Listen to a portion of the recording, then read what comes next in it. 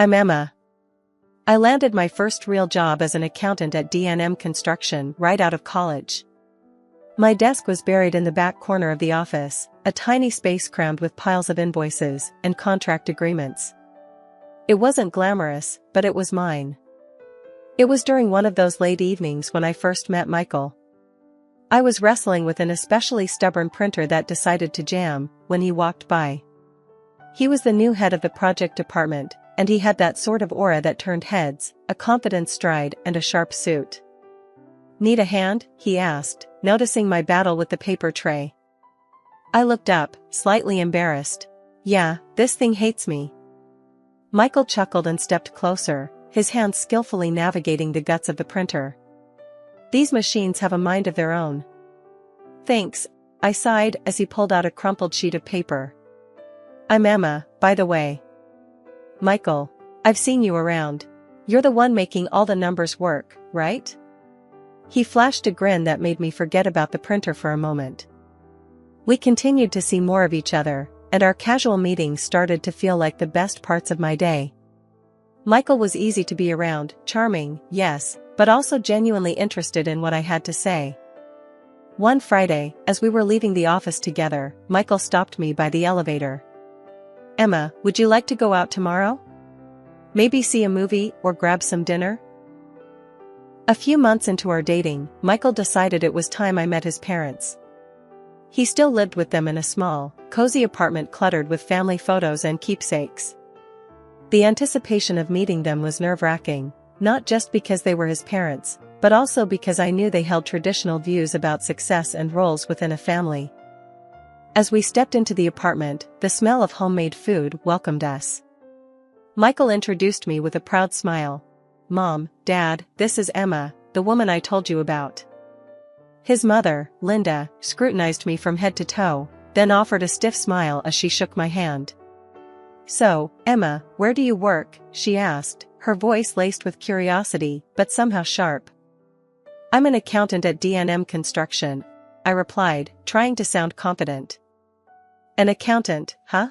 his father, George, chimed in, leaning back in his chair. "Well, our Michael is the head of new projects. Quite a significant role, right, Michael?" Michael nodded. "Yeah, Dad, but Emma's job is crucial too. She handles a lot of the company's finances." Linda and George exchanged looks, their expressions unreadable. "Yes, but you're the one with the career that's going places," Linda said, turning her gaze back to me.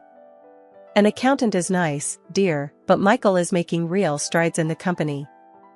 The air thickened with that statement, and I forced a smile, feeling my stomach twist. It was clear they saw a hierarchy where their son stood on top, and I was just there. The dinner progressed with small talk and an undercurrent of judgment. I could tell they were assessing my every word, my every move, to see if I measured up to their expectations for their son. Not long after that uncomfortable dinner, Michael popped the question in our favorite park. It was surreal. There he was, down on one knee, with the most earnest look in his eyes. My joy was palpable. "Yes, Michael, yes." As we started planning our life together, the bubble of our engagement was pricked by the reality of his parents' influence. One evening, while Michael was helping his mom with dishes after another dinner at their place, Linda pulled me aside.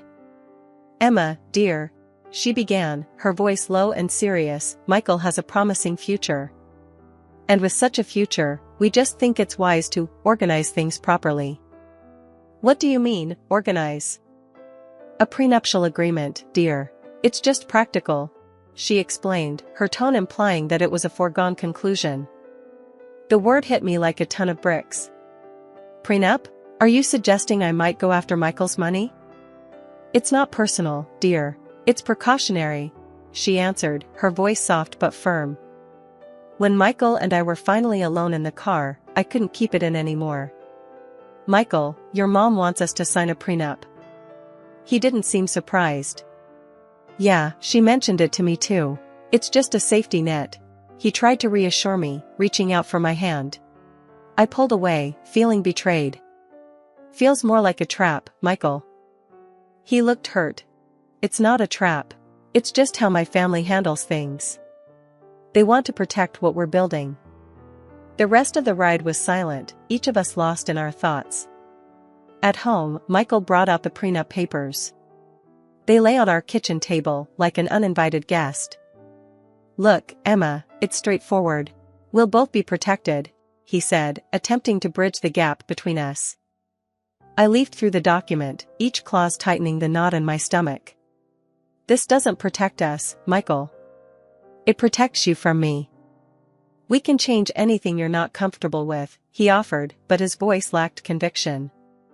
We spent the next few hours going over every line, negotiating terms that felt less like a betrayal. It was tough, arguing over hypotheticals that felt like they could tear us apart.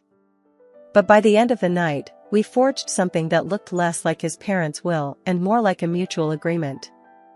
Adjusting to married life in our little rented apartment came with its own set of joys and challenges. At first, everything felt new and exciting, even the mundane tasks of setting up home and figuring out who does what. Michael and I fell into a comfortable routine, filled with small celebrations of our new life together. At work, I kept on with my accounting duties, just another face among many in a large company. But things started to shift when, a year into our marriage, my boss, Mr. Thompson, called me into his office. He was a man of few words, and even fewer smiles. "Emma, you've been pulling some impressive numbers. I see potential in you," he said, his voice gruff, but not unkind. I was taken aback, unsure of what this meant. "Thank you, Mr. Thompson. I appreciate your confidence in me." "It's not just confidence," he continued, shuffling papers on his desk as if looking for evidence of my hard work. "It's fact. I'm promoting you to chief accountant." The promotion came as a shock, but it was a welcome one. I couldn't wait to share the news with Michael, thinking he'd be thrilled. When I told him over dinner, his reaction was mixed, a smile, yes, but there was a hesitation in his eyes. "That's great, babe. Really? Chief accountant, huh?" he said, trying to keep his voice upbeat. "Yeah, can you believe it?" I replied, excitement bubbling in my chest. Sure. It's just, you'll be making more now, right? A lot more than me," he added, his tone shifting slightly. I reached across the table, squeezing his hand. "Hey, this is good for us, for our future. It's our success, not just mine." Michael nodded, but his smile didn't quite reach his eyes. "Yeah, of course. Just don't go bragging to my folks, okay? They still think I'm the high flyer in the family." I agreed, not wanting to cause any family tensions. "Your secret's safe with me," I assured him with a light laugh, trying to keep the atmosphere easy. But as the months rolled by and my responsibilities increased, so did the gap between Michael's perception of our careers and the reality. Another year passed, and another promotion landed on my lap, this time to financial director. The gap in our incomes widened, and Michael's jokes about my rich wife became more frequent, each one stinging a bit more than the last. One evening, I overheard Michael on the phone with his mother. No, Emma's just the same, still crunching numbers. Yeah, she likes it well enough." I stood frozen outside the room, the words hitting harder than expected. He hadn't told them about either of my promotions. I confronted him about it later that night. "Why haven't you told your parents about my job? About how well I'm doing?" I asked, feeling both hurt and angry. Michael sighed, rubbing the back of his neck. "Look, Emma, it's complicated. Dad, he's got these old-fashioned ideas about success and who provides in the family." I knew he was right about his parents, but it didn't make the deception easier to swallow. "We're supposed to be a team, Michael. It feels like you're ashamed of what I've achieved." The conversation lingered in the air, unresolved. We were a team, but at that moment, it felt like we were playing on different fields. I knew I had to be understanding, but part of me also needed Michael to step up and own our reality, not just the one his parents wanted to see. Living with Michael had its ups and downs, but what really started to wear on me was the financial strain caused by his parents' constant demands for money. Before we got married, Michael lived with them and took care of all their expenses. Now that we were on our own, I had hoped that would change, but old habits die hard. One evening, as I was sorting through our monthly bills, I noticed that the numbers just weren't adding up. We seemed to be bleeding money faster than I could account for. "Michael, we need to talk about our finances," I said as he walked in from work, looking tired. "What's up?" he asked, dropping his bag by the door and sinking into the couch with a sigh. "It's about the money going out every month. I'm paying all the bills and the rent, and it's starting to add up. Aren't you contributing to any of these?" I asked, trying to keep my tone even but feeling my frustration bubble. Michael rubbed his temples and sighed.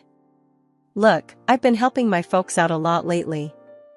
They've had some extra expenses, and, well, I can't just leave them hanging." "But that's all your money going to them. What about us? Our future?" I pressed, needing him to see the full picture. I know. It's just temporary. Things will stabilize," he reassured me, but his voice lacked conviction. "This temporary seems to be stretching indefinitely, Michael. Your mom even tells people that you're the one supporting me, and that's far from the truth," I countered, feeling the sting of each word. Michael looked away, the weight of the situation sinking in. "I'm sorry, Emma. I owe them a lot. They raised me, and it feels wrong to turn them away when they need help." "But at what cost? We can't even plan for anything because we don't know how much of your paycheck will go to your parents each month," I argued, my worry growing as I thought about our future. He didn't have an answer, just sat there looking as lost as I felt. The conversation was going nowhere, and it left a sour taste in my mouth. The next time we visited his parents, the tension was palpable. His mother, Linda, made a point of mentioning how Michael had been their rock, hinting at how much he'd been helping them out. "We don't know what we'd do without Michael. He's been such a support, not just emotionally but financially too," she said, glancing my way with a sharp smile. As days turned into weeks with no change, I began to wonder if we'd ever find our way out of this mess, or if the weight of his obligations to his parents would always overshadow our plans and dreams. As time marched on, the idea of buying our own place started to seem more like a necessity than a luxury. I broached the subject with Michael one night while we were cleaning up after dinner. "Michael, I've been thinking," I started, wiping down the counter. "Maybe it's time we looked into buying a house. Renting is just throwing money away every month." Michael paused, drying a plate slowly. "A house, huh? Yeah, that sounds great, but do we have enough for a down payment?" "I've been saving up on the side. I think we might just have enough to get us through the door, if we tighten our belts a bit more," I replied, hopeful. He put the plate down and leaned against the counter. "That's incredible, Em.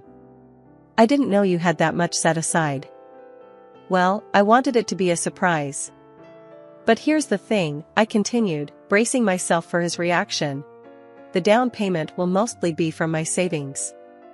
I mean, I want this to be our home, equally ours, but on paper, it'll look a bit lopsided." Michael's face fell slightly, and he nodded. "I get it. Your money, your rules. I just wish I could chip in more." "It's not about rules, Michael. It's our home.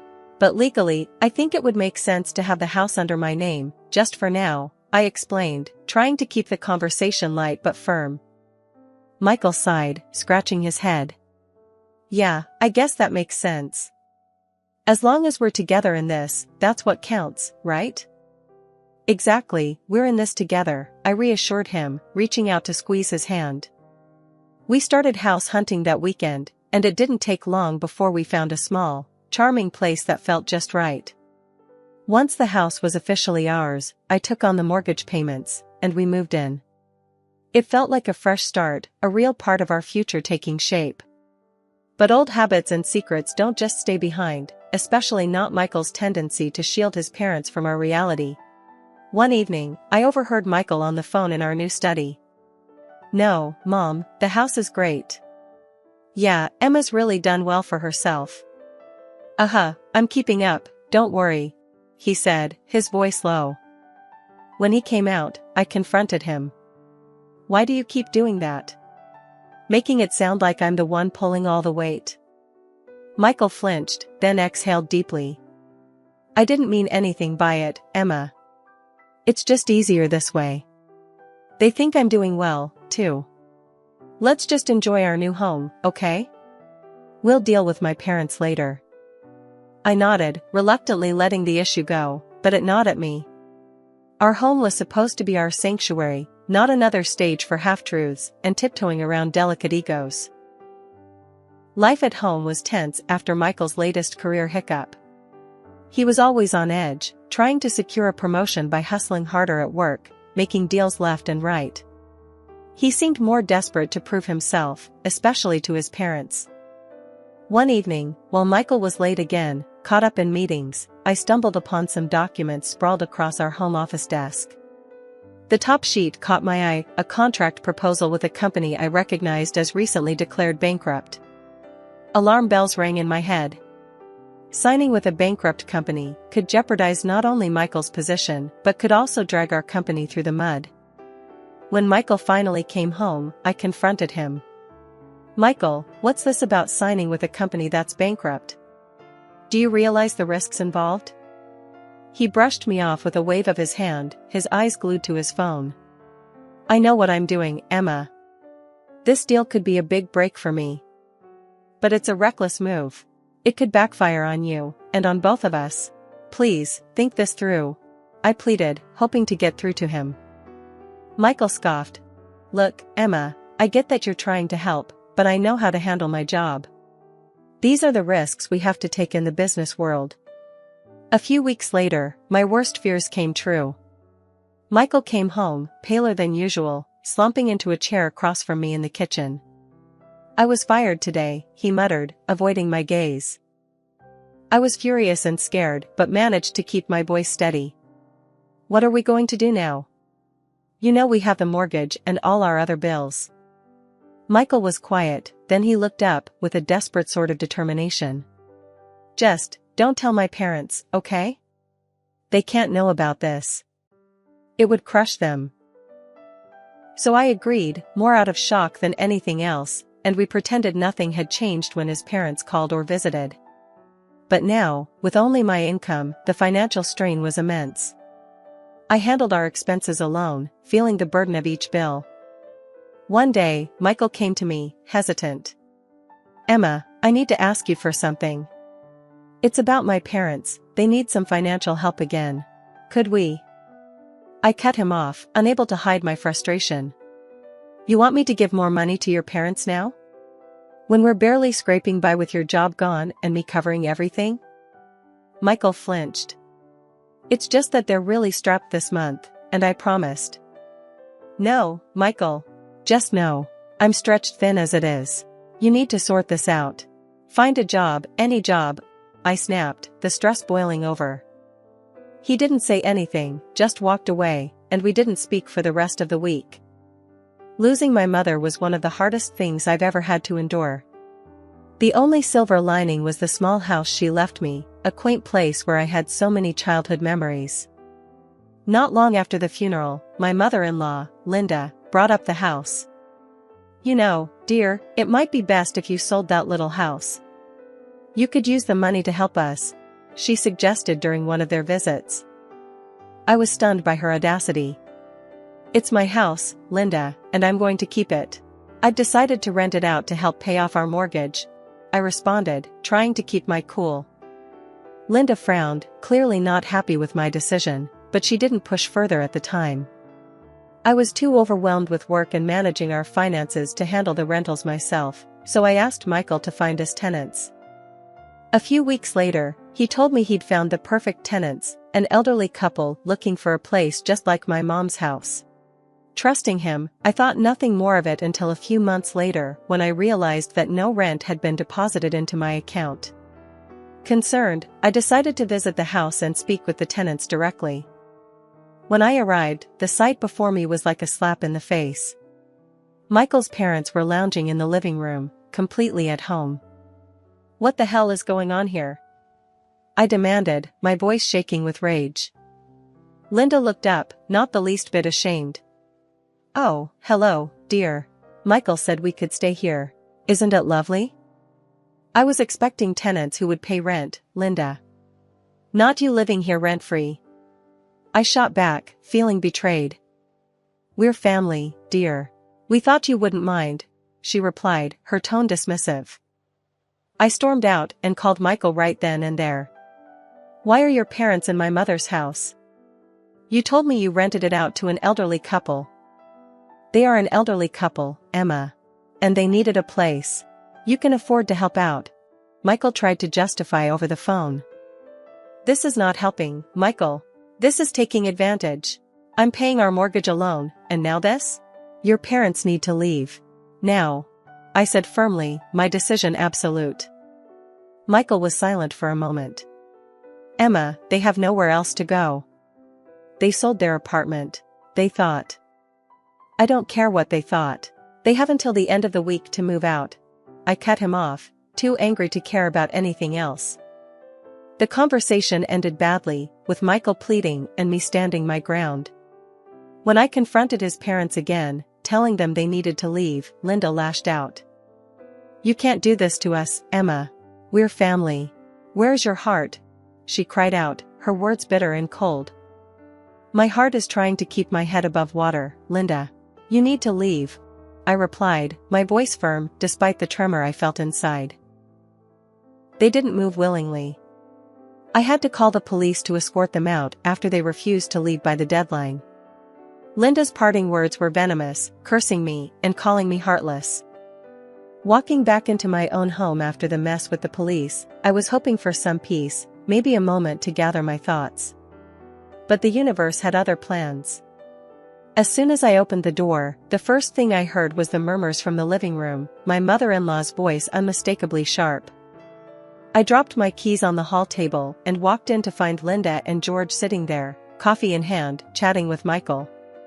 Their expressions turned, fixing me with looks that ranged from accusatory to outright hostile. Michael stood up abruptly, his face red with anger. How could you do that to my parents, Emma? Apologize, now. Linda chimed in, her tone dripping with disdain. You've shown your true colors today, Emma. You're unworthy of our family. I think you should leave this house, it belongs to our son. And as if to twist the knife a bit deeper, she added, remember the prenup. You won't get a thing from us, and Michael will have the house. I stared at them, the absurdity of the situation almost laughable. Michael nodded along with his mother's words, a smug look on his face. That's right, Emma. You're my wife, you should listen to me, obey me. If you don't, I'll leave you. And good luck without the alimony. I laughed. You think I want anything from you, Michael? I agree to the divorce. In fact, I welcome it. Michael's face went pale, his confident stance faltering. I was just. That was just a joke. Come on, Emma. But I was done. Turning to his parents, I laid it all out. Michael has been unemployed for over a year now. He lives off my earnings, in my house. I made the down payment, I pay the mortgage. Legally and otherwise, this house is mine. The color drained from Linda's face as she turned to Michael, who could only lower his head in shame, muttering, It's true. I want all of you out of my house. Now. And don't come back, I said, my voice steady but my whole body shaking with the intensity of the moment. They were indignant, of course. Linda started to argue, but I was firm. Leave now, or I call the police again. I heard Linda demanding Michael pay for a hotel, his quiet, defeated voice responding, I don't have any money, Mom. Once they were gone, the weight of the confrontation hit me. I turned to Michael, who still seemed stunned by how things had turned out. You should leave too, Michael. I'll send your things. That night, he left, and the silence of the house was both eerie and soothing. The divorce proceedings were straightforward. Michael didn't contest anything, perhaps out of guilt, perhaps out of resignation, perhaps out of the lack of money for a good lawyer. Now, living alone, I've regained a sense of peace and control. I rent out my mother's house, which helps cover the mortgage, and every decision, from the groceries I buy to the color I paint the walls, is mine alone. At night, I sit in the living room, the same room that once hosted so many painful confrontations, and I feel a deep sense of relief. I'm free. Free from the deceit, free from the control, and most importantly, free to build my life the way I see fit.